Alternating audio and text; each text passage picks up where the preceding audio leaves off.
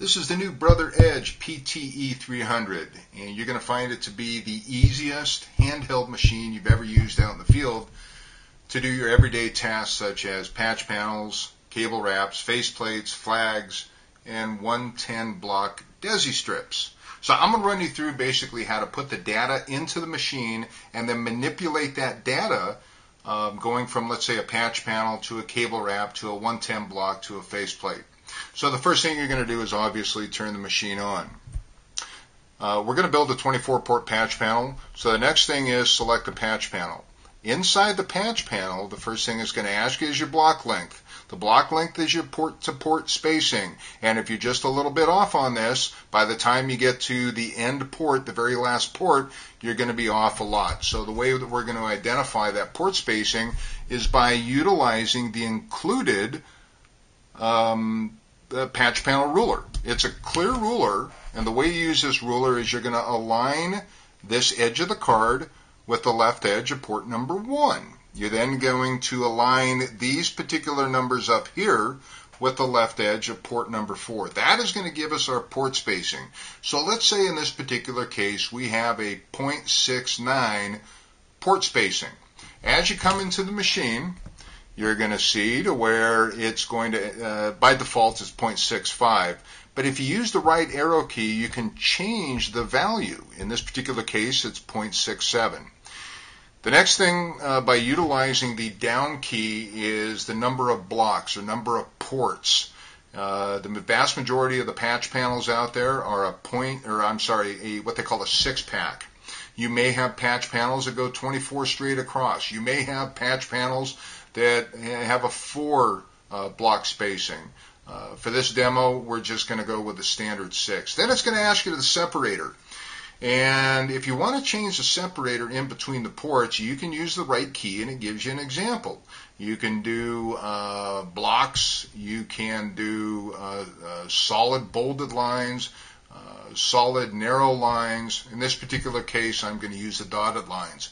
Now that we have the block length, the number of blocks in there, and the separator, all I'm going to do is hit the OK button. Now it's going to ask you for what you're actually going to label on, let's say, on the patch panel. We're going to do a very simplistic 24 port. We're going to start at A01. We're going to end at A24. So at this point, you're just going to type in A01. Now, we want the machine to do the rest of the work for us, so we're going to serialize this job. Hit the serialize button. It's going to ask to specify a range. Because we're changing 2 out of the 3 digits in here, we're going from A01 to A24, we're going to manipulate that 0, and then we're going to manipulate the 1. So take that cursor underneath the 0, hit OK, move the cursor to the right, hit OK again. Now it's going to come up with a count. If you hold the right key down, it will increase in increments of 5. So let's go up to 20, then I'm going to select 24. Increments in 1, you can skip. You can go A01 to A03, to A05, so forth and whatnot. But again, we're just going straight A01 through A24. So I'm going to select increment of 1. Once you hit the OK button, you can see the machine builds the job right in front of your eyes. And that's going to be in 6 packs, A01 through A24. You can even preview the job, and you can see the delineation that you put in between. To get out of the preview, hit the escape button, and when you go to print, it's going to ask you whether you want to print the whole job, all of the job, the current, or the range. If you select all, it'll start printing at A01, it will stop at A06, and then you cut it, and then A07 begins. So it always prints in the 6 packs. And as you can see, I printed this particular one earlier. That's going to be spot on when I put it up to the patch panel at 0.67. Now we're going to take this data, and we've got A01 through A24, and we're going to convert it into the individual cable wraps. And all you have to do is hit the easy key, which is the cable wrap easy key. We're going to select flexible ID, which is the tape you want to use. You always want to use flexible ID to wrap your cables. So I'm going to select the flexible ID. It's going to ask me the OD of the cable. And right now on screen is Cat 5, Cat 6. You can go to Cat 6E. There's coax. You can select the gauge. You can select the diameter. You can select a fixed length of the cable wrap. In this particular case, I'm going to do Cat 5, Cat 6. Leave the rest of the values alone at this particular point in time and just hit OK. And you're going to see it's going to convert those into the individual cable wraps starting at A01 and ending at A24.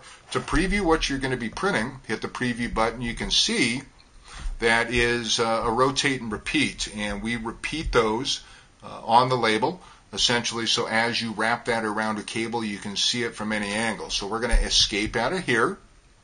And now that we're done with the cable wraps, we want to do a 110 Desi strip. So in the bottom left-hand corner of this machine, there is a blue shift key. You're going to hit the blue shift key, and you're going to press the patch panel button. And up above the patch panel button in blue, it will say punch block. The first thing it's going to come up with is a screen to go through some of the attributes of the Desi strip. The module width is essentially 8 inches is the standard for the Desi strip. Now we're going to keep that on 8 inches. It's then going to ask you the block type. In other words, how are you terminating this? And with the left arrow key, I can select a 3-pair termination, 2-pair termination, 4-pair termination, 5-pair termination. Right now I'm just going to do a C4 configuration. Again, leave the rest of this alone right now and hit OK. Now what that did is that took all that information and converted that into a Desi strip with upper and lower identifiers. If we want to see what that looks like, hit the preview button. And as you can see, there's my upper, there's my lower with lines in between the C4 clips. Let's go ahead and escape out of there. Now it's time to do a faceplate. The faceplate, again, is going to have to be measured at the faceplate level. You don't want to waste the tape. So let's say that I've already done the measurement, and I'm going to go into the faceplate mode and print those out. Again, hit the Shift key with the faceplate button. It's going to ask me my label length. Let's say in this particular faceplate, the little window, the Desi window in the faceplate is going to be 2.1 inches. And so you're going to use your right arrow key to get to 2.1. You're then going to hit OK.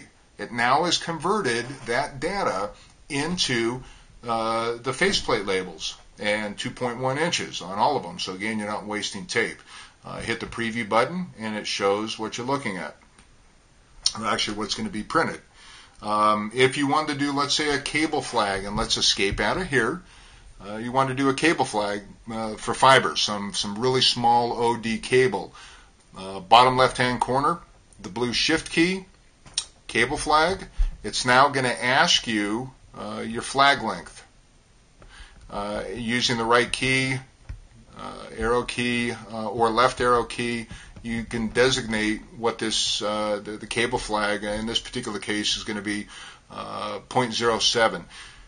You can also choose your cable diameter, and let's just take this up to a 0.30 diameter. Now you're going to hit OK.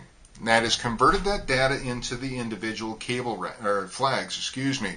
If you go to hit your preview, you can see there's your flag with the delineator line in the middle. So let's go ahead, get out of here, press escape, and essentially that's it. That is the way to take one piece of identifier, if you will, serialize it, and then manipulate that data into the different kinds of functions that this machine has. So again, this is the Brother PT E300. I hope you enjoy it.